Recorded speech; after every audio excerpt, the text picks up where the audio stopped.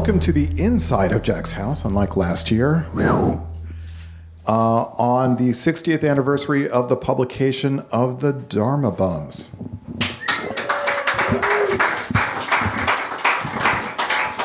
So we have with us here tonight one of my favorite local writers. He's a journalist who writes with a very clean line and yet is also an amazing storyteller. And he's also just charming as all hell, Bob Kaling. Testing? Okay. Come on up, Bob. We'll bring you up later, because I like talking to you. Check is in the mail, John. Thank you. So he is the author of Kerouac in Florida, and is one of the main reasons why this house is a residency and hasn't been bulldozed in order to make a McMansion. One of many people, and thank you, John. Also, where are Jeff and Jana? Are they here? They're outside working on behalf of the house. I was going to say, how hardworking are those folks? I mean, here they are, the people who spearhead the project and Let's talk about them such great care of it. I'm going to embarrass them again once they come in, so I'll reserve my right to do that. So here's a secret that I don't know that I've told often. I drink, so I tell secrets all the time. I don't know who I'm fooling. Well, but I love the Dharma Bums a lot more than On the Road. Yeah, I think a lot of people do. Show of hands, how many people prefer the Dharma Bums to On the Road? I think I actually do too. There are parts of On the Road I love. Sure. But it's a real mixed bag, and you could tell us the story about him writing Dharma Bums in this house, but there's something so manic and ferocious about On the Road. Right. And I'm not sure, like, there are just all of these episodes, and it's episode after episode, and he met so many people. And the Dharma Bums, you see all of Jack's intelligence and all of his poetry, but it's put to work in service of a much quieter book. Right. There are fewer people, and even though he could still be a little rough around the edges, this is, I think, a more sensitive book than On the Road. I completely agree. And remember, too, that Gary Snyder is his muse, the quiet poet, the Zen Buddhist, as opposed to the madman Neil Cassidy. And, of course, Kerouac wrote Dharma Bums many years after On the Road. Now, they come out sequentially in 57 and 58, but he actually was writing On the Road in the late 40s, and he wrote Dharma Bums in 55 and 56. He's a much different person, and he's looking for enlightenment. And he's finding a home up in the high Sierras and, you know, climbing the Matterhorn, finding enlightenment, and thankfully taking a break from the alcohol.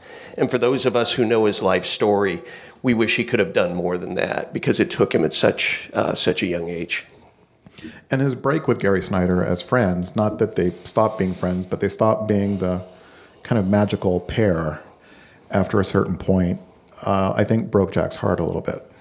I think so, too. And I think they were two very different people at the end of the day. And I don't think Gary Snyder wanted to be like another Dean Moriarty. That just wasn't him. And, you know, he went on to become a Pulitzer Prize-winning poet for Turtle Island. And last I heard, he's still alive today. Still alive, still right. Along with the beats like Lawrence Ferlinghetti, who's right at about 100 years old. And, of course, Ferlinghetti is the person who published Howl, which is documented. You know, Ginsberg's first reading of Howl is documented in this book, and Ferlinghetti was actually thrown in jail for publishing that book for obscenity. That's how you know it's a good book. Yeah, that's right. Yeah, we're talking 57 and 58, and we're talking about the material from Howl. So to say it pushed the envelope is an understatement. And Jack's an unusual figure in that he was seldom the loudest person in any room or the most animated person, and he's, you know, kind of a slow burner. Right. And I think when it comes down the road, people expected him to be Dean. They expected him to be, you know, the Roman candles exploding, but, you know, he said the only people for me are the mad ones. But he was the one who liked to shamble behind them and take notes. And he was half mad. He was half mad, at least. And he called himself an unself-confident egomaniac as well. So that's a pretty apt description for most writers. It is. But it's nice that you're doing this tribute to Dharma Bums, because I think people who know his work are big fans of it, because they know he came much closer to a comfortable place in middle age in that book. And, you know, his pursuit of Buddhism and being a fire watcher up in the mountains. And there's some beautiful lyrical passages from the book. And the way that he portrays himself as being a not serious Buddhist, he didn't care about the learning and the lore. He was really after the principles and, was kind of anti-intellectual about it. You know, he wasn't in love with the traditions and the culture of Buddhism. He was after the feelings of Buddhism. Well, that's right. And Gary Snyder was pretty much set in his pursuit, and Kerouac was not. And he ended up going back to Catholicism, which he talked about in Big Sur, which was another book written here in Orlando in 1961 and 62. So he was a religious wanderer, definitely.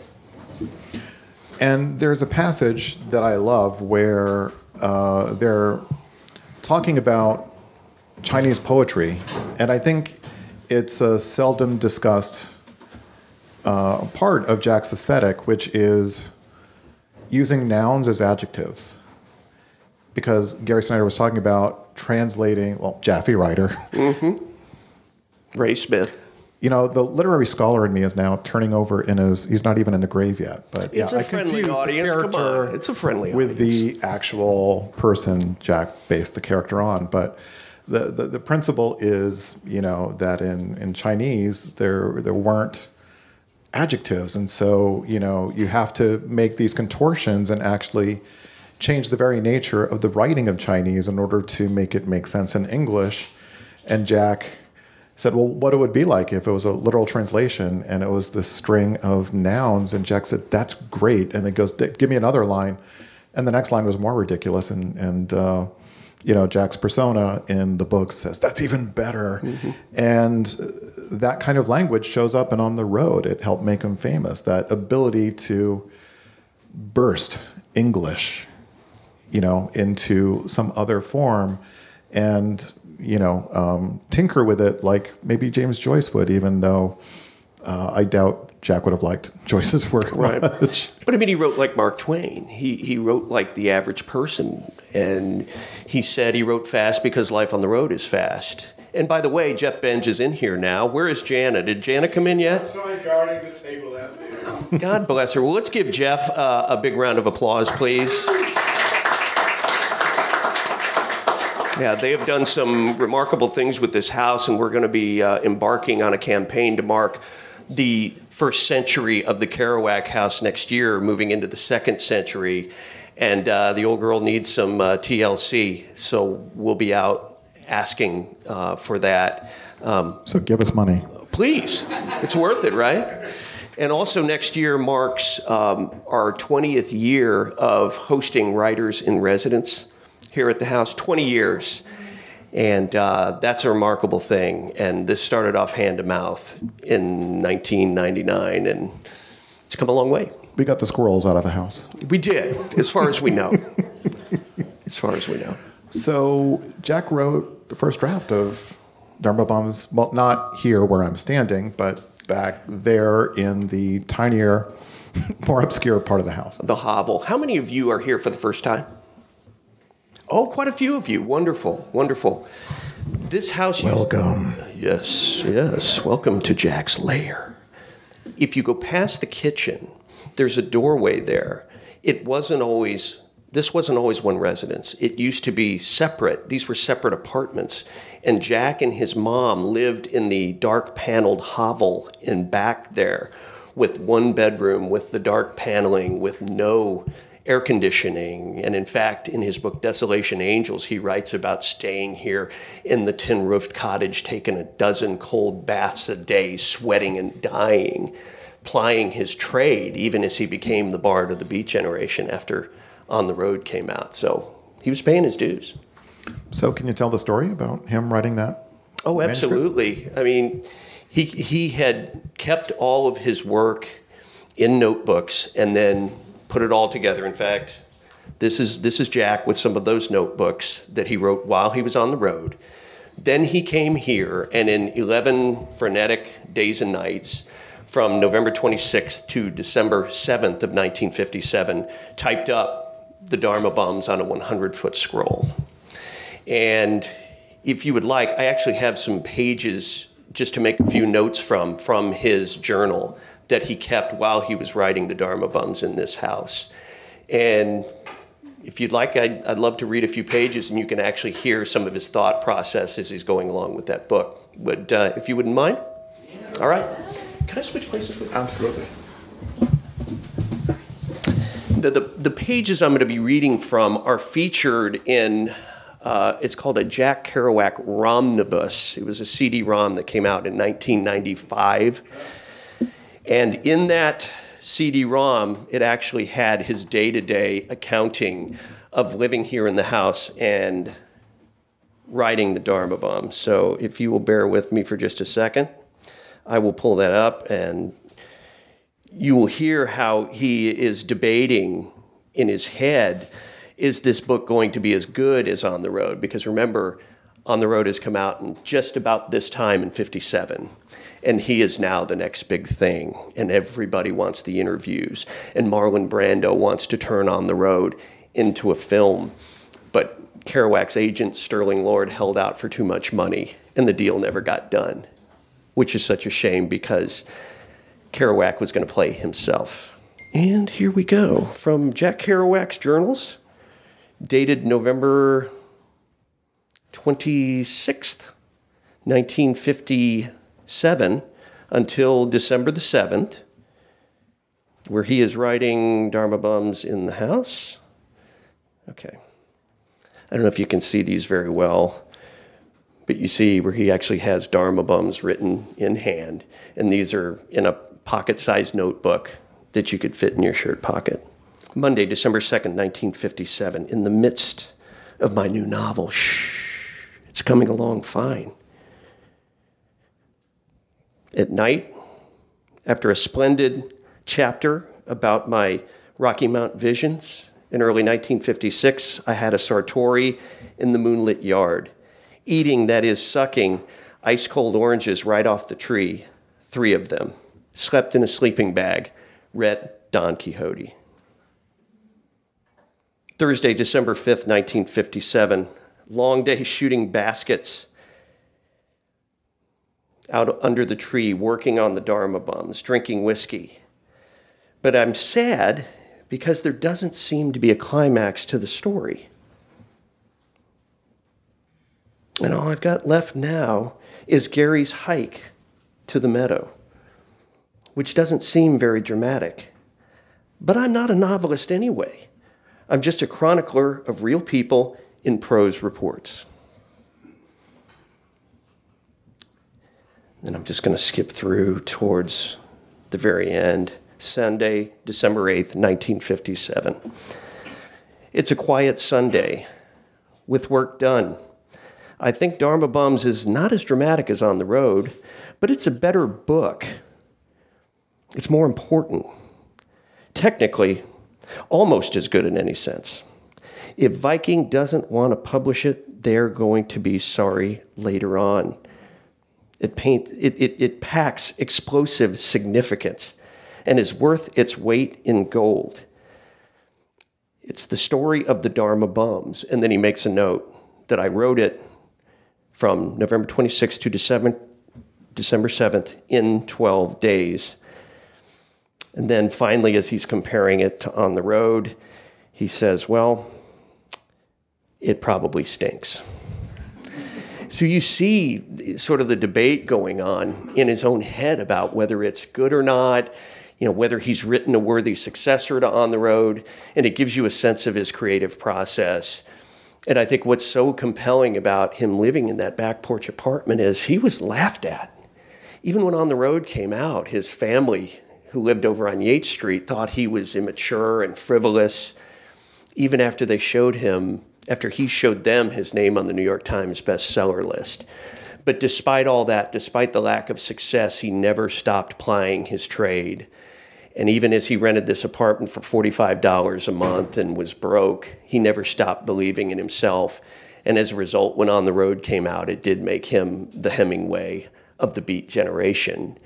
And then he finally sees success and certainly wrote The Dharma Bums as a worthy successor to On the Road.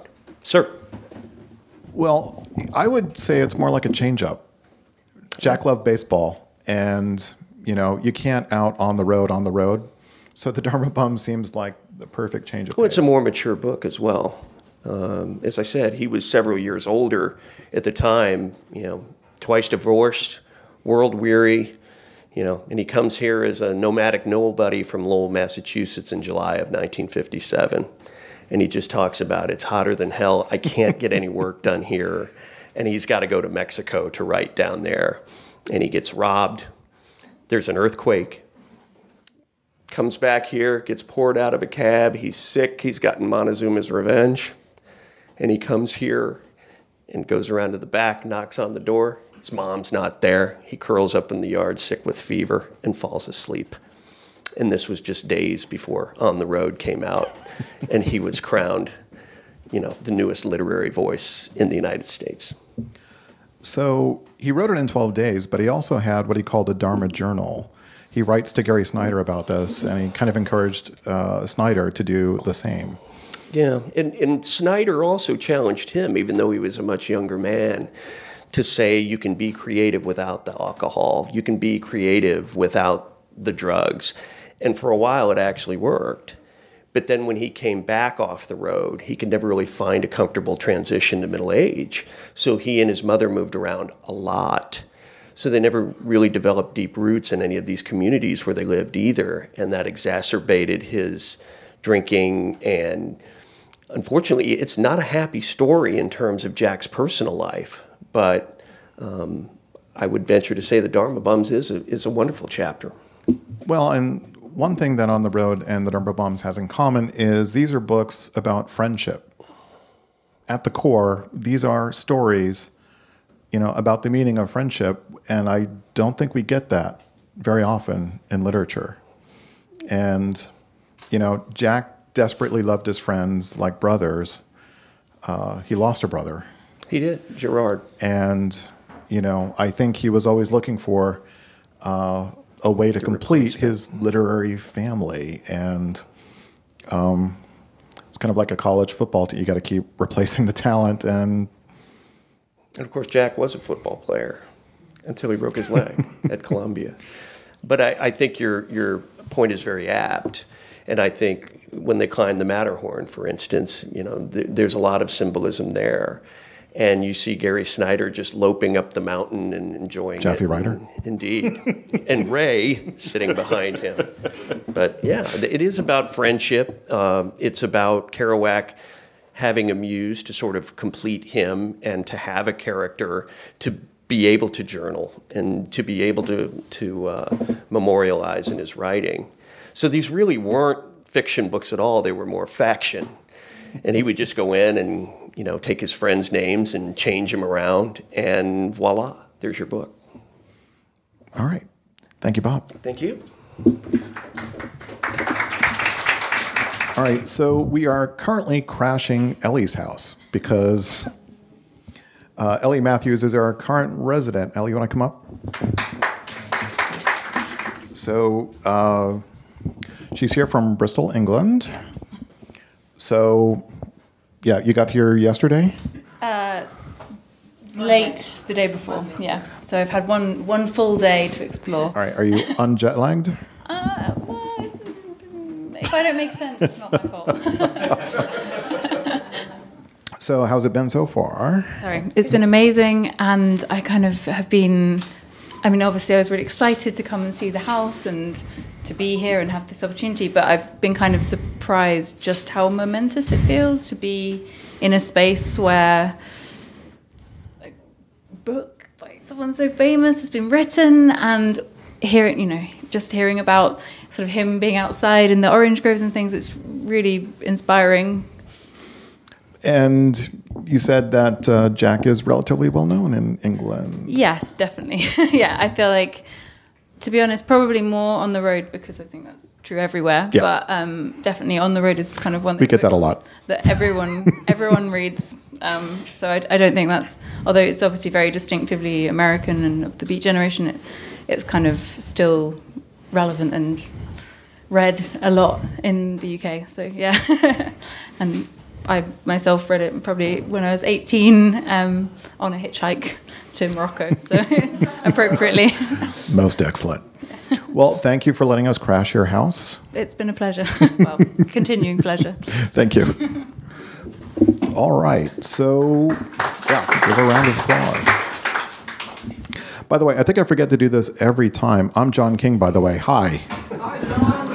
So I'm the host of The Drunken Odyssey. I'm also a board member of the Kerouac House. We have many board members here, so if you didn't get a tour yet, we can try and make that happen after the reading.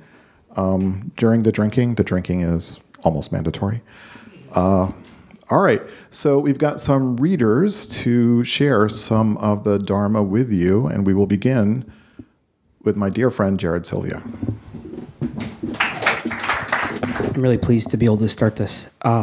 Before I start, I pulled out my copy of Dharma Bums today and found a bookmark in it that came from a different era when I got the book. It's a picture of the Kamakura Dabutsu Buddha that was built in 1252. And I don't remember sticking this in this book, but it's interesting that I did because I recall when I went to this place, I thought about this book at a home across the ocean, and because I had this very distinctive memory and thought, this very distinctive sense of wonder, which maybe reminded me of parts of this book where Jack finds wonder in people and experiences. So this is the first 2 pages of the book. Hopping a freight out of Los Angeles at high noon one day in late September 1955, I got a gondola and lay down with my duffel bag under my head and my knees crossed and contemplated the clouds as we rolled north to Santa Barbara. It was a local, and I intended to sleep on the beach at Santa Barbara that night and catch either a local to San Luis Obispo the next morning or the first-class freight all the way to San Francisco at 7 p.m. Somewhere near Camarillo, where Charlie Parker had been mad and relaxed back into normal health. A thin, old little bum climbed into my gondola, and we headed into a siding to give a train right of way, and looked surprised to see me there. He established himself at the other end of the gondola and lay down facing me, with his head on his own miserably small pack, and said nothing. By and by, they blew the highball whistle after the eastbound freight had smashed through on the main line, and we pulled out as the air got colder and the fog began to blow from the sea over the warm valleys of the coast.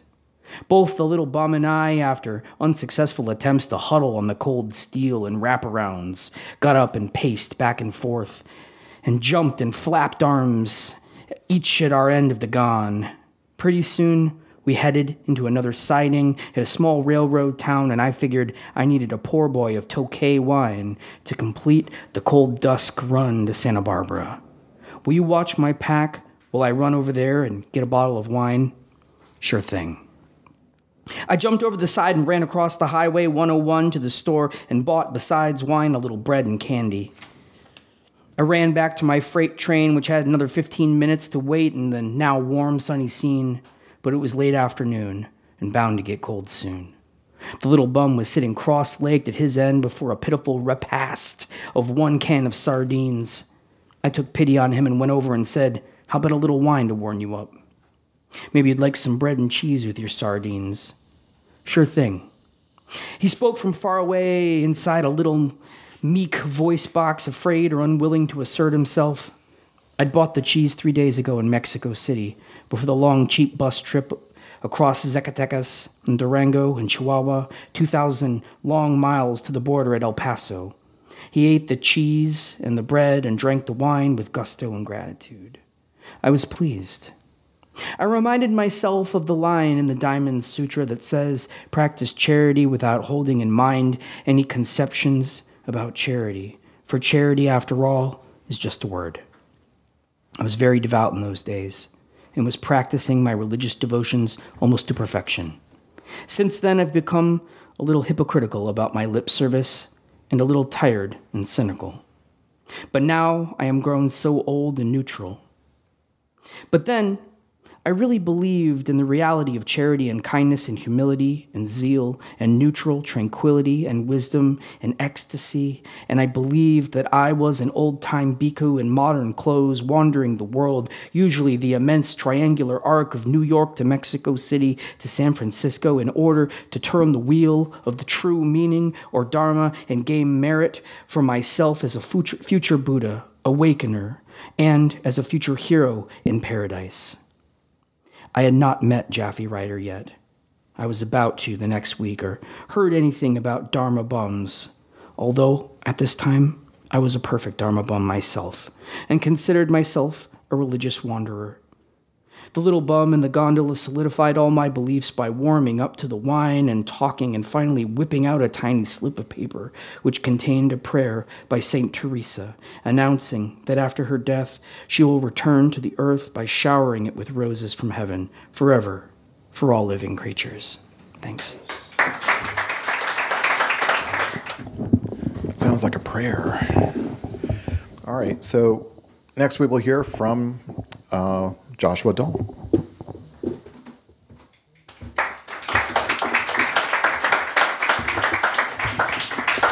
All right, I'm pulling this from the few pages into chapter 2. This actually introduces us to Jaffe Ryder, Jack's early conversations about Buddhism and the poetry scene of San Francisco. I wanted to read a lot more, but time, so here goes. I saw Jaffe loping along in that curious long stride of the mountain climber, with a small knapsack on his back filled with books and toothbrushes and whatnot, which was his small going-to-the-city knapsack, as apart from his big full rucksack complete with sleeping bag, poncho, and cookpots. He wore a little goatee, strangely oriental-looking with his somewhat slanted green eyes, but he didn't look like a bohemian at all, and was far from being a bohemian, a hanger-oner around the arts. He was wiry, suntanned, vigorous, open, all howdies and glad talk, and even yelling hello to bums on the street, and when asked a question, answered right off the bat from the top or bottom of his mind, I don't know which, and always in a sprightly, sparkling way.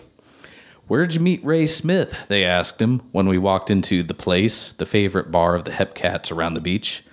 "Oh, I always meet my bodhisattvas in the street," he yelled, and ordered beers. It was a great night, a historic night in more ways than one.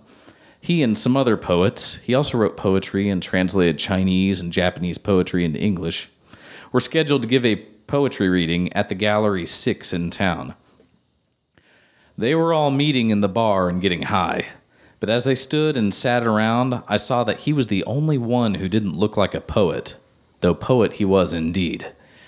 The other poets were either horn-rimmed intellectual Hepcats with wild black hair like Alva Goldbook, or delicate, pale, handsome poets like Ike O'Shea in a suit, or out-of-this-world, genteel-looking Renaissance Italians like Francis de Pavia, who looks like a young priest, or bow-tied, wild-haired old anarchist fuds like Reinhold Kaketh, or big, fat, bespectacled, quiet boo-boos like Warren Coughlin. And all the other hopeful poets were standing around in varied costumes, worn at the sleeves corduroy jackets, scuffy shoes, books sticking out of their pockets. But Jaffe was in rough workman's clothes he'd bought secondhand in Goodwill stores to serve him on mountain climbs and hikes, and for sitting in the open at night, for campfires, for hitchhiking up and down the coast. In fact, in his little knapsack, he also had a funny green alpine cap that he wore when he got to the foot of a mountain, usually with a yodel, before starting to tromp up a few thousand feet. He wore mountain climbing boots, expensive ones, his pride and joy, Italian make, in which he clomped around over the sawdust floor of the bar like an old-time lumberjack. Jaffe wasn't big, just about 5'7", but strong and wiry and fast and muscular. His face was a mask of woeful bone, but his eyes twinkled like the eyes of old giggling sages of China over that little goatee to offset the rough look of his handsome face. His teeth were a little brown from early backwoods neglect, but you never noticed that, and he opened his mouth wide to guffaw at jokes. Sometimes he'd quiet down and just stare sadly at the floor, like a man whittling. He was merry at times. He showed great sympathetic interest in me and in the story about the little St. Teresa bum, and the stories I told him about my own experiences hopping freights, or hitchhiking, or hiking in the woods. He claimed at once that I was a great bodhisattva, meaning great wise being, or great wise angel, and that I was ornamenting this world with my sincerity. We had the same favorite Buddhist saint, too. I'm gonna fuck this up. Avalokitesvara, or in Japanese, Kwannon, the 11-headed. He knew all the details of Tibetan, Chinese, Mahayana, Hinayana, Japanese, and even Burmese Buddhism. But I warned him at once I didn't give a goddamn about the mythology and all the names and national flavors of Buddhism, but was just interested in the first of Sakyamuni's Four Noble Truths. All life is suffering. And to an extent, interested in the third. The suppression of suffering can be achieved. Which I didn't quite believe was possible then. I hadn't yet digested the Lankavatara scripture, which eventually shows you that there's nothing in the world but the mind itself, and therefore, all's possible, including the suppression of suffering. Jaffe's buddy was the aforementioned Boo Boo, big old good-hearted Warren Coughlin, 180 pounds of poet meat, who was advertised by Jaffe, privately in my ear, as being more than meets the eye. Who is he? He's my big best friend from up in Oregon. We've known each other a long time. At first you think he's slow and stupid, but actually he's a shining diamond. You'll see. Don't let him cut you to ribbons. He'll make the top of your head fly away, boy, with a choice chance word. Why? He's a great mysterious bodhisattva. I think maybe a reincarnation of Asana, the great Mahayana scholar of the old centuries. And who am I? I don't know. Maybe you're the goat. Goat? Maybe you're Mudface. Who's Mudface? Mudface is the mud in your goat face. What would you say if someone was asked the question, does a dog have the Buddha nature, and said, woof? I'd say that was a lot of silly Zen Buddhism. This took Jaffe back a bit. Listen, Jaffe, I said, I'm not a Zen Buddhist. I'm a serious Buddhist. I'm an old-fashioned, dreamy Hinayana coward of later Mahayanism, and so forth into the night, my contention being that Zen Buddhism didn't concentrate on kindness so much as on confusing the intellect to make it perceive the illusion of all sources of things. It's mean, I complained. All those Zen masters throwing young kids in the mud because they can't answer their silly word questions. That's because they want them to realize mud is better than words, boy. But I can't recreate the exact, we'll try, brilliance of all Jaffe's answers and comebacks and come-ons with which he had me on pins and needles all the time, and did eventually stick something in my crystal head that made me change my plans in life. Anyway, I followed the whole gang of howling poets to the reading at Gallery 6 that night, which was, among other important things, the night of the birth of the San Francisco Poetry Renaissance.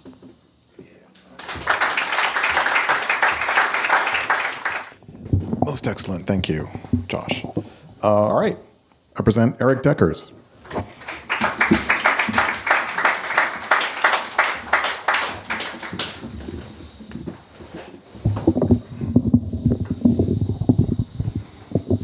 I have to confess, I was a resident here 2 years ago. That's not my confession. That's leading up. So I was a spring 2016 resident, and I did not read this book until last year. Like, I felt I should. I even brought it with me. I was like, I'm going to read this, but it was baseball season. There were baseball games on, so I read this last year. So I'm reading The Trip Up the Mountain, and they have already started up the mountain, and Jaffe and Ray decide that they are going to go on and try to reach the top. They discover it's about 1,000 feet up, and Morley stays behind by a lake. And the two are already up and making their way, and it's getting higher and higher.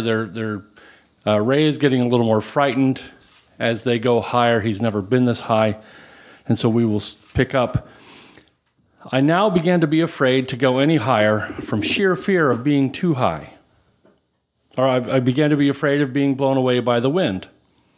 All the nightmares I'd ever had about falling off mountains and precipitous buildings ran through my head in perfect clarity. Also, with every 20 steps we took upward, we both became completely exhausted. "That's because of the high altitude now, Ray," said Jaffe, sitting beside me panting. "So you have raisins and peanuts, and you'll see what kick it gives you."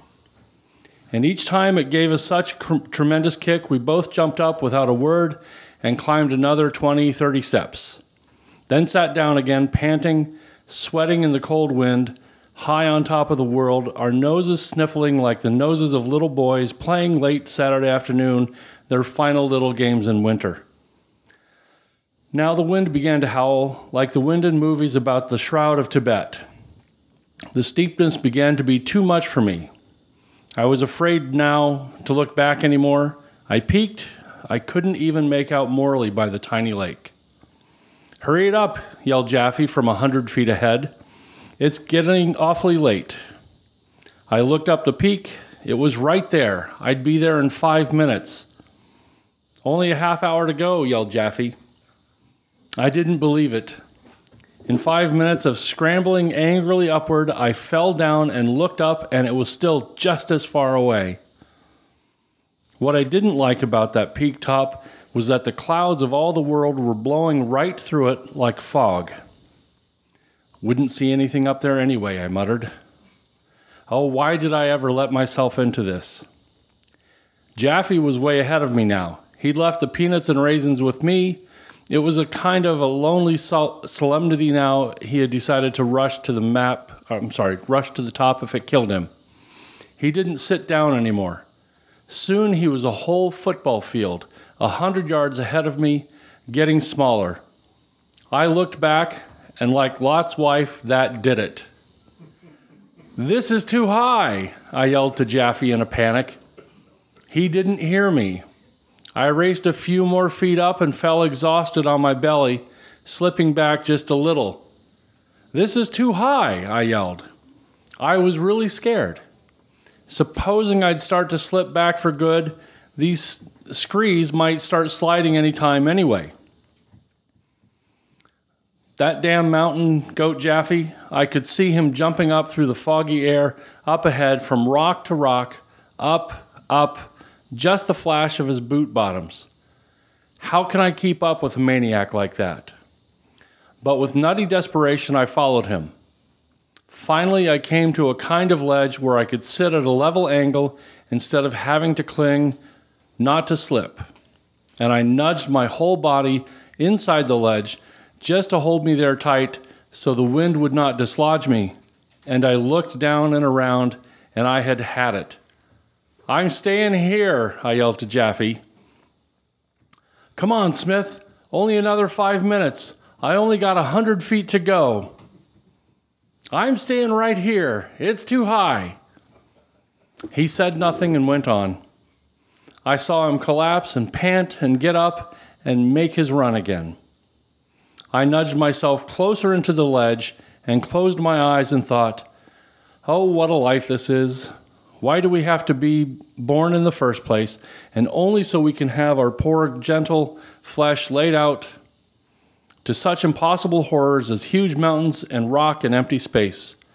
And with horror, I remembered the famous Zen saying, when you get to the top of a mountain, keep climbing.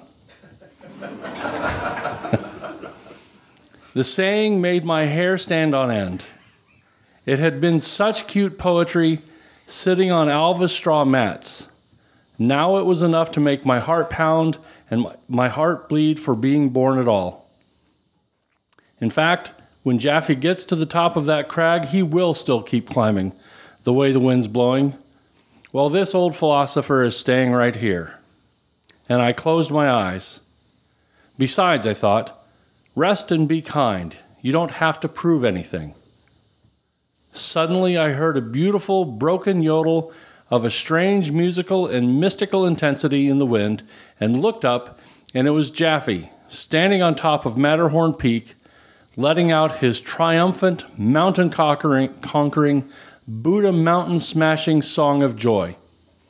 It was beautiful. It was funny, too, up here on the not-so-funny top of California and in all that rushing fog. But I had to hand it to him, the guts, the endurance, the sweat, and now the crazy human singing, whipped cream on top of ice cream.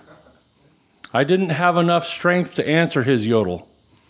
He ran up around there and went out of sight to investigate the little flat top of some kind, he said, that ran a few feet west and then dropped sheer back down, maybe as far as I care, to the sawdust floors of Virginia City.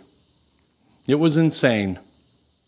I could hear him yelling at me, but I just nudged farther in my protective nook, trembling.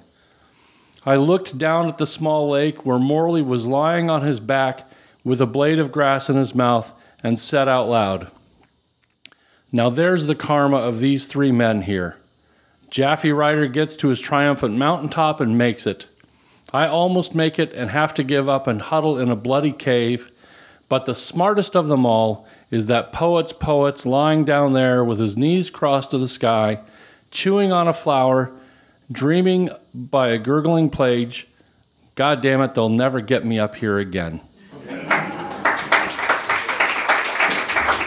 Next up is Drew Barth. I got mine right at the end of chapter 19, if anyone's following along. All right.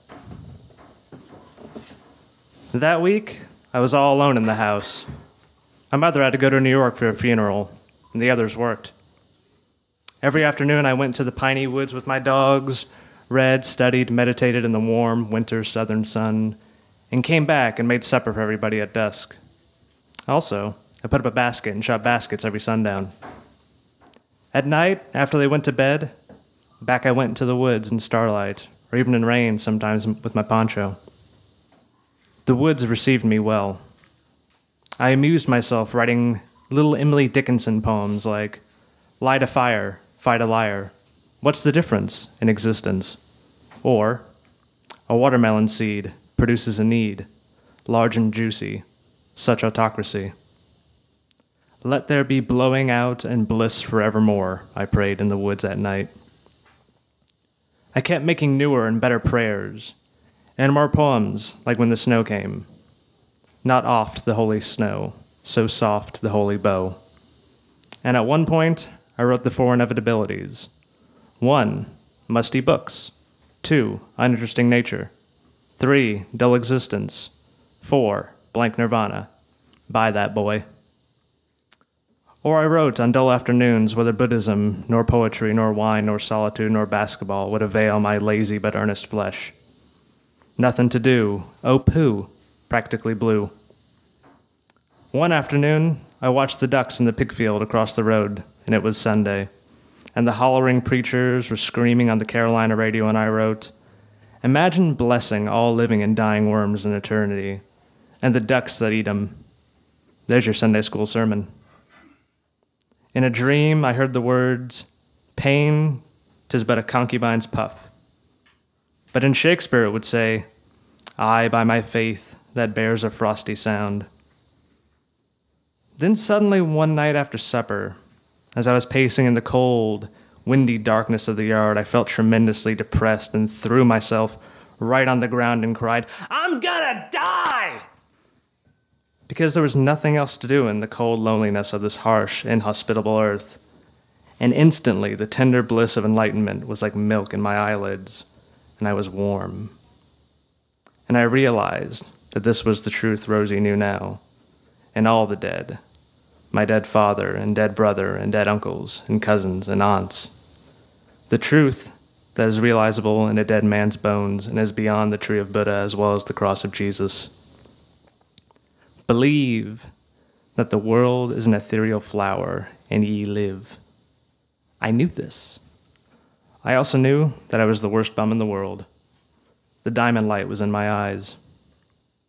My cat meowed at the icebox, anxious to see what all the good dear delight was. I fed him.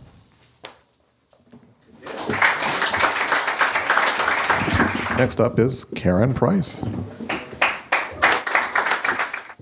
So I'm reading toward the end of the book, very close to the end of the book, where Ray becomes a fire watcher in the Cascade Mountains, and when he keeps thinking he's not going to get a great view, and Jaffe and the man who he's taking over from, whom he calls Happy, tell him, oh no, it's going to be beautiful, you just wait. So the first day he gets up, lots of fog, lots of clouds, can't see anything.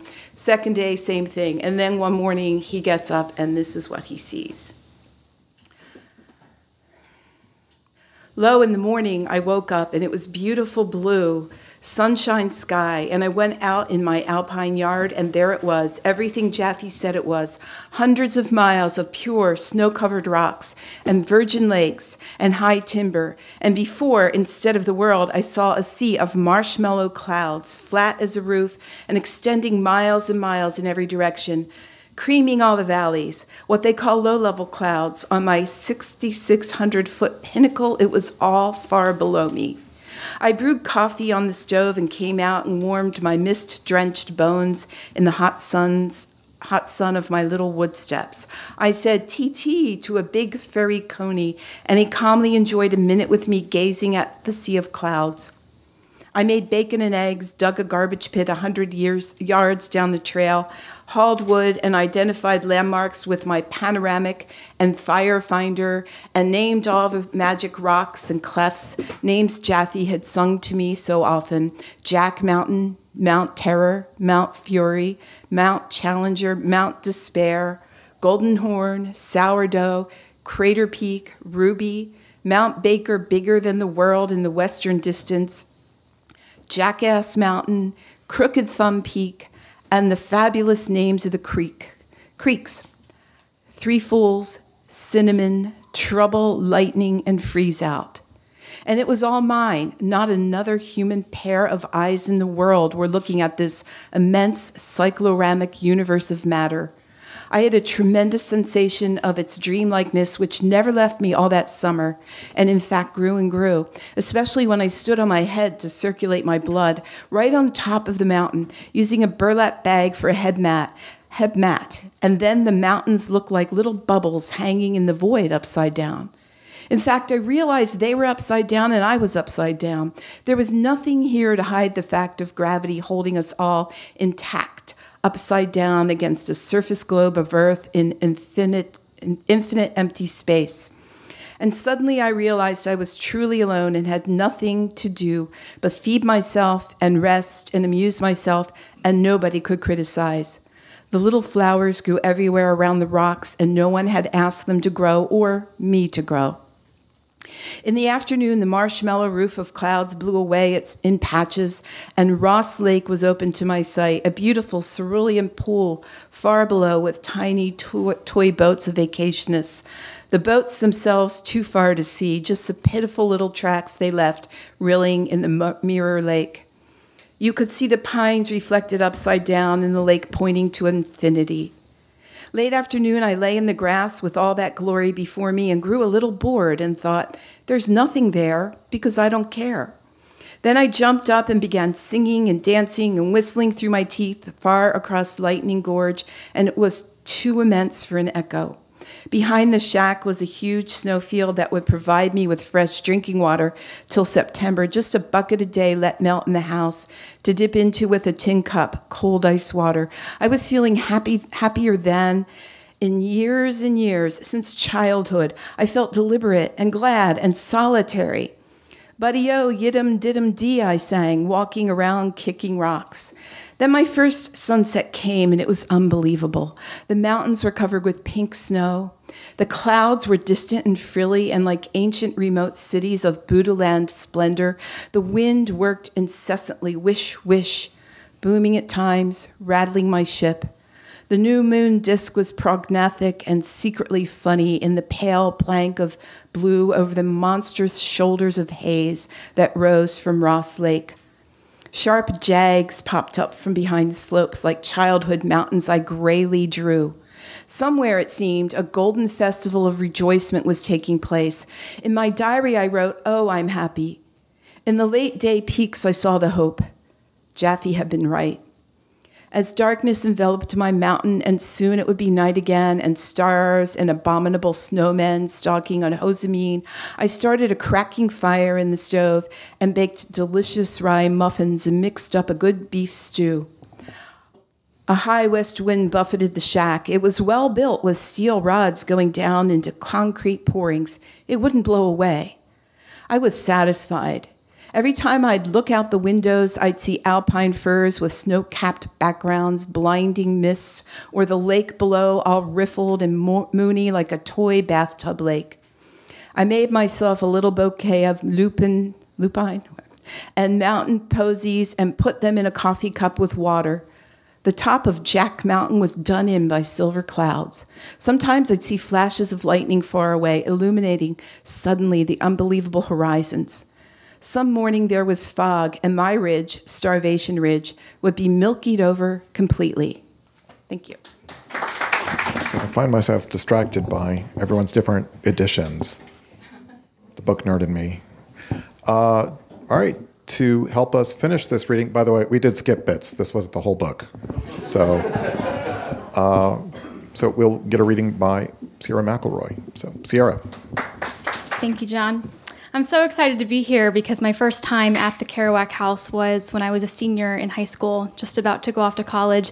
And I had just decided that I wanted to pursue creative writing. And so this house was very special to me as it represented the literary community in Orlando. And I am one of those rare Orlando natives. So I'll be reading from the very end of the book. This is the last portion of chapter 34 for anyone who is following along. My hair was long. My eyes pure blue in the mirror, my skin tanned and happy. All night, gales of soaking rain again, autumn rain, but I, warm as toast in my bag, dreaming of long infantry scouting movements in the mountains, cold, wild morning with high wind, racing fogs, racing clouds, sudden bright suns, the pristine light on hill patches, and my fire roaring with 3 big logs as I exulted to hear Bernie Byers over the radio telling all his lookouts to come down that very day. The season was over. I paced in the windy yard with cup of coffee forked in my thumb, singing blubbery dubbery the chipmunks in the grass.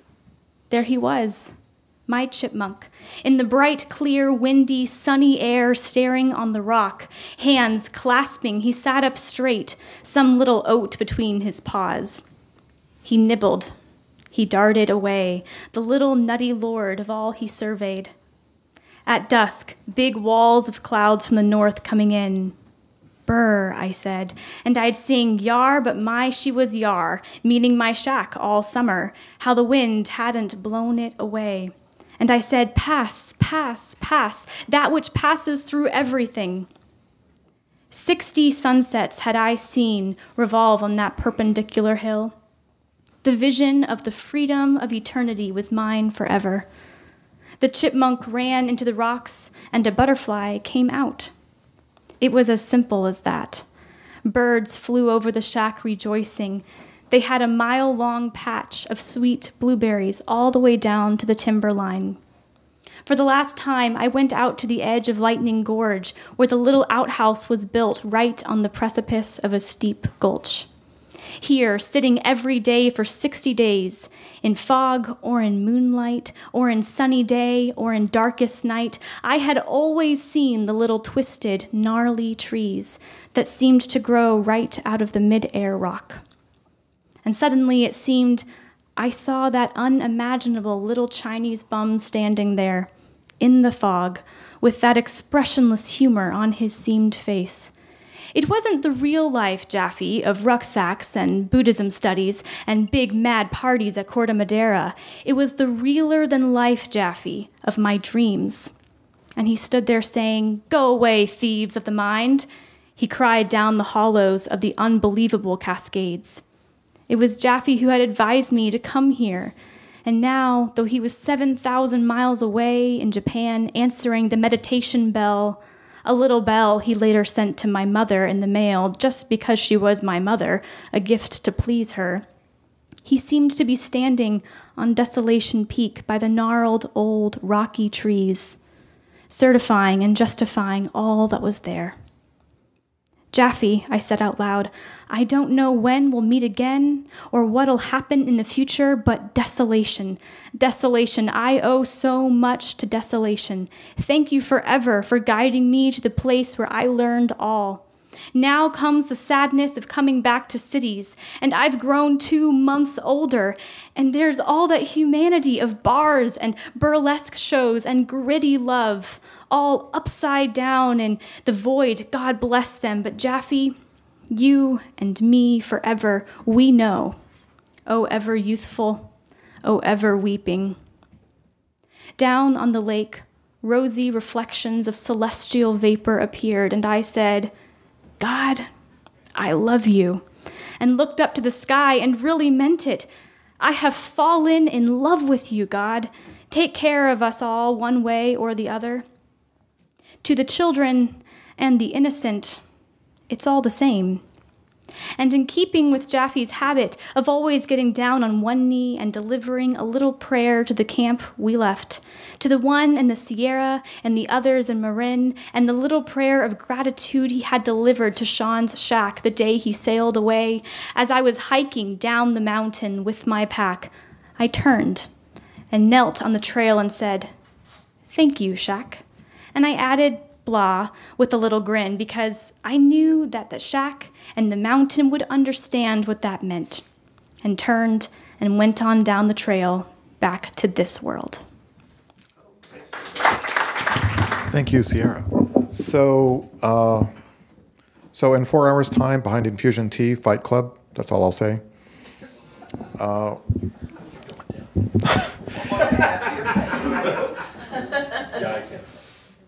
Yeah, you'll eat those words later. She will take you out. So thank you all so much for coming. And, you know, the thing I love about this book is, you know, just the importance of friendship. And, you know, I've gotten to know so many people over the years. Basically, I loiter in this house whenever I get a chance. And I get to know a lot of the residents. Jack haunting behind me here, that was sketched by Thomas Warming, who was here many drinks ago. And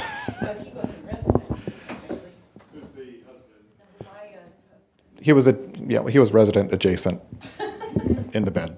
So I didn't watch them sleep. That would be, anyway. What were we talking about?